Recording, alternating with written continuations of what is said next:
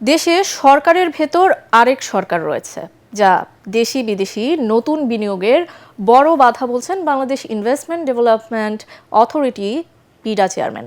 বিকেলে রাজধানীর আগারগাঁওয়ে বিডার কার্যালয়ে বাংলা বীজ পোর্টালের উদ্বোধন অনুষ্ঠানে কথা বলেন তিনি।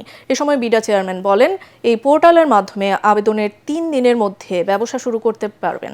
আর প্রধান উপদেষ্টার আন্তর্জাতিক বিষয়ক বিশেষ দূত লুৎফে সিদ্দিকী বলেন, দেশের সকল মন্ত্রণালয়ের পেপারলেস সেবা চালু না করা গেলে বেসরকারি খাতের বিনিয়োগ প্রসার সম্ভব হবে না।